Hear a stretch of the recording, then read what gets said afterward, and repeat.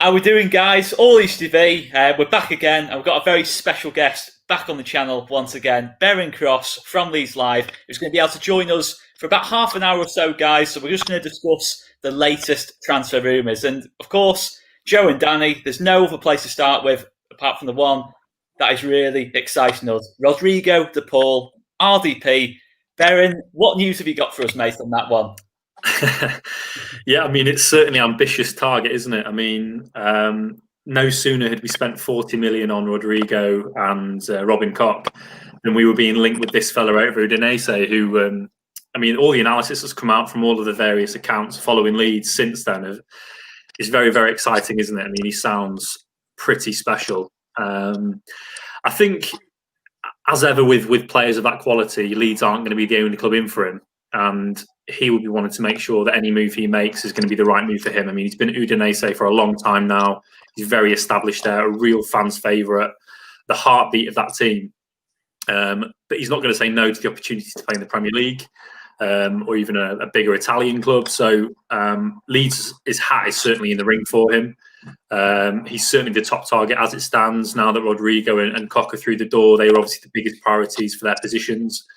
And now De Paul is certainly one that they're chasing, but it's going to take time, isn't it? As with any of these things, it will take time. Rodrigo took time. Robin Koch took time. But it doesn't sound like there's been a lot of movement across the past week. You know, I think these things will take time. And, you know, we've still got quite a lot of the window left. I mean, I know the season starts in, I was about to say a week, but it's less than a week now, isn't it? It's 6 days until we're at Liverpool, which it's just balmy. But the window itself, you know, we've still got till October 5th, haven't we? So there's a long time to do business in. I think we all know that even if De Paul signed tomorrow, he probably wouldn't play at Liverpool because of the way Bielsa likes to do things. So I think whilst we'd all love, I mean, obviously, clearly, we'd all love business to be done with a click of a finger. You know, you get your targets and it's just done and dusted. But you know, as these things do, they will drag out for a little bit longer. I mean, obviously, with Rodrigo de Paul, I mean, it's one me, Joe, and Danny are absolutely trying to hide our excitement on this because this boy does seem really special. And I think what's being made, a big point that's been made over the last couple of days, certainly on social media, with a lot of the the main kind of accounts linking Rodrigo de Paul, was that it's very much him making this decision on this, because obviously it's a big decision for his career at this point, at his age to an extent. You know, he's got a big decision to make, because if he makes the wrong move at this stage of his career, it could be a massive hindrance to his progress. I mean, would you agree on that, Beren? Would you say that's part of what's maybe holding this up a little bit? You know, him himself maybe just taking time to make a decision.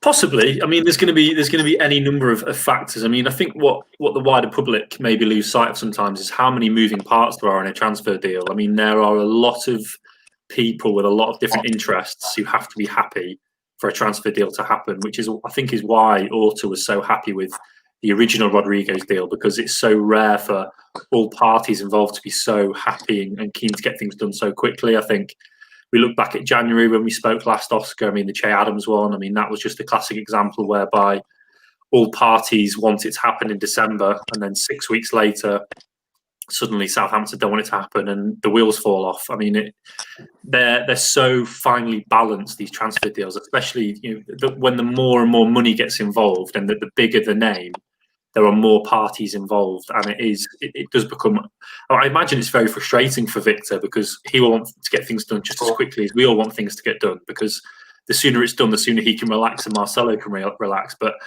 there are so many moving parts in these deals, and I'm sure, you know, Rodrigo the second, he is one of those parties, and he of course has to be happy. You know, he's not a young 20-year-old midfielder who is still a little bit naive and still may not know his own mind. You know, this guy is in the prime of his career. He's very established at Udinese, as I say. He's got a very, very happy life there, very, very settled life. He's the main man. He knows his own mind, and he will know what he wants out of his next move. Of course, yeah, for us living here, it's wonderful, and we love the Premier League, and we would play for Leeds in a heartbeat. But for Rodrigo, he's obviously got to weigh up various factors involving his family. As I say, he's very, very settled in Italy. But you can't underestimate the allure of Marcelo. You know, Rodrigo the first has mentioned it. Pretty much every player that's signed has mentioned Marcelo, and of course, De Paul is Argentinian. He will know full well exactly what he's got in his hands with Bielsa, and that's why Leeds are able to go in for these deals now. Obviously the money helps with the Premier League, but any number of clubs could match Leeds' fee on De Paul if they wanted him enough. But Bielsa's the X factor, isn't he? Mm. Beren, what do you think his preference is then? Do you think ideally his preference is to stay in Italy? I don't know. I've obviously not spoken to Rodrigo myself, so I couldn't speak for him directly without making assumptions. But the rumour's there for a reason. I mean, clearly Radrizzani likes him. Radrizzani has a lot of tie-ups in Italy. I'm sure dealing with Udinese won't be especially difficult. We know Udinese have got very close links with Watford, so Udinese are quite well established in England anyway. They've got a presence here, so I wouldn't like to put words in his mouth, Joe. I think without speaking to the lad himself, I wouldn't know what his agenda is. But as we've said, we know now the Premier League is the biggest league in the world. Whether that comes to quality or spectators, audience size. Personal challenge for him. I'm sure he's probably outgrown Udinese now, which is why these things are happening. I guess obviously the other link as well to discuss, Beren, with obviously RDP feeling like, as you were saying, very much feels like the main target at the minute. Would you say that's a fair kind of analysis?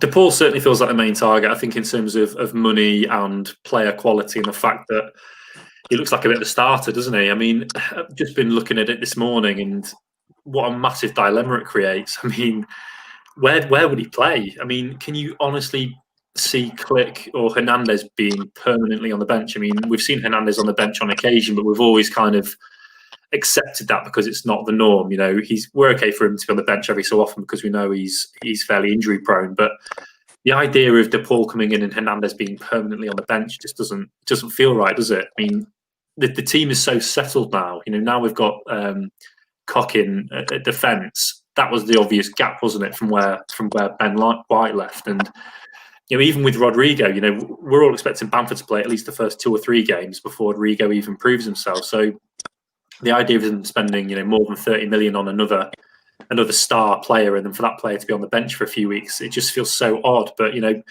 it's a quality problem to have, isn't it? It's the sort of problems we want to have following Leeds. We want them to have players who are competing for starting positions. Well, I guess that brings us quite nicely on to obviously Gvardiol as well from Zagreb. I mean, that's another one that's been mentioned quite a bit. I mean, would you say that's one that's still looking possible as well? Yeah, I mean, the last noises we heard were from Gianluca Di Marzio, who is fairly close with Radrizzani, I understand, and he tweeted on Friday. It might have been late on Friday, I think, and he said that one was getting a little bit further down the track. I think that does seem eminently more possible. I've not seen his name linked with many other clubs at all. Obviously, Dinamo Zagreb have got a far lower profile than Udinese. You'd think they would accept a lower offer. I mean, there's talk of £20 million, which, before Rodrigo, that would have broken Rio's transfer record. And we're talking about this guy being cover for Liam Cooper. So we are fishing in different waters now. But I mean, he sounds like a left-footed centre-half / left-back. So it's another option at left-back, although I don't know if he's quite got the dynamism for that role. You need to be bombing up and down that flank. He does seem a bit more of a solid centre-half. But yeah, I mean, I don't believe that's any more moved on than De Paul, but it certainly sounds more plausible, and there's certainly been more noise on Gvardiol than there has been on De Paul in the last few days. Well, I think I jumped across Danny there. Sorry if I did, mate. No, it's fine, mate. The other one as well that's getting quite a lot of mention in the comments as we go along. If De Paul doesn't happen, is Rafinha from Barcelona? I mean, that seems. I mean, going to players from Barcelona just seems absolutely crazy. When you should say in different waters. Is there anything in that? Because it seems to be a lot from the Barcelona end of things, saying that Rafinha's on his way out, Leeds are being linked. Would you say there's anything to that at all? Not as I understand it at the moment. I think it's a very, very easy report to make, isn't it? I mean, you guys have followed Leeds long enough to know that every single window Leeds are going to get linked with players, and especially since promotion. I mean, I think I put a long list of about 10 or 15 names to the club at the start of the window, half of which were coming out of Argentina, and they just said no to all of them. There's just so much guff out there.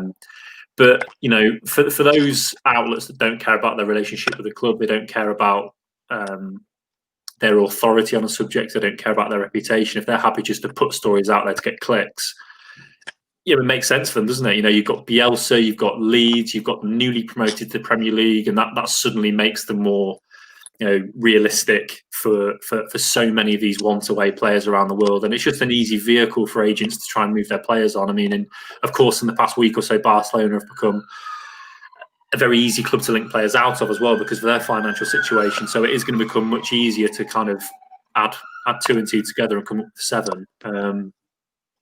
Who knows? I mean, as I say, it's such a transient thing. There's so many different moving agendas in the transfer market that as soon as you say something, in half an hour time, Rafinha might suddenly get on the phone and say, I want to go to Leeds, and then suddenly what I've just said is out of date. I mean, it does happen that quickly. And in our business, we're talking largely and reporting people's opinions on things. Until it is fact and until it is signed, a lot of what we report is opinions and what people think is going to happen, before it's actually happened. So that's one of the big perils of our job, is that we report things with the sources we trust, but we can't predict who's going to change their mind. Rodrigo de Paul might come out next week and say, no, I'm not interested. I want to stay. My son has said he doesn't want to leave his school. I'm not going to disrupt my family's life. I'm going to stay. And then suddenly it's all changed again. So it's the difficulty of the transfer market. No, very interesting. I mean, obviously, the other talk has been that maybe potentially any transfers out of Leeds. Obviously, Kiko Casilla, it's continuing to be, well, if we're being kind, a divisive figure, if we're being kind. And obviously, Barry Douglas has been linked with Celtic. Is anything potentially, obviously, Robbie Gotts to Huddersfield, anything to any of those rumours at all? Yeah, I mean, it certainly seems to be the elephant in the room, isn't it? The transfers out. It's certainly been something that hasn't really been discussed too much. And we hit the 1 month to go mark yesterday for the window. Obviously September 5th to October 5th, and I ran a piece just on the state of play at Ellen Road and where things stood on various bits that could still happen. And it does feel like there's still a lot of players to be moved out of the club, especially the loans. I think we are approaching a transitional season for the better under 23s.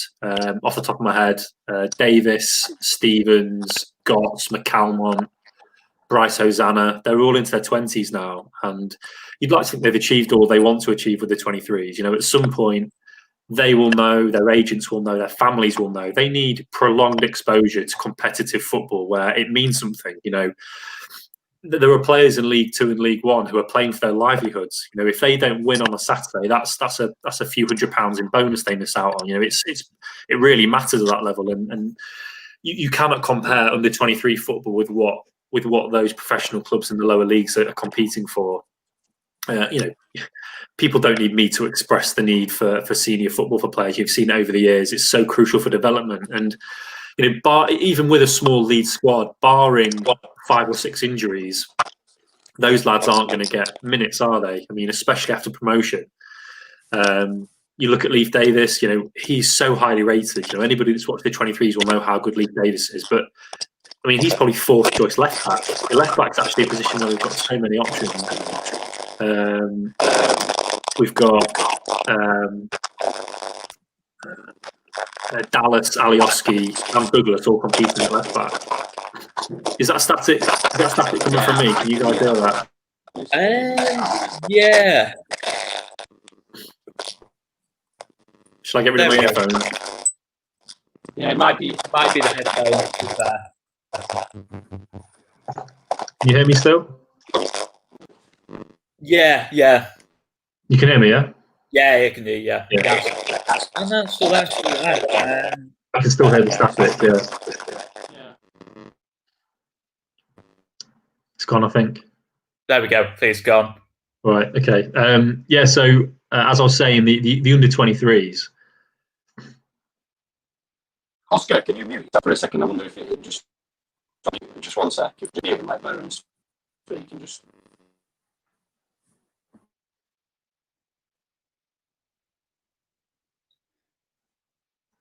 Can you mute? Should we carry on? I think it's coming from your side, Joe. Yeah.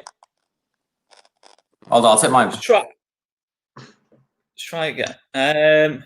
Seems to be okay when Joe and Danny are muted. Yeah.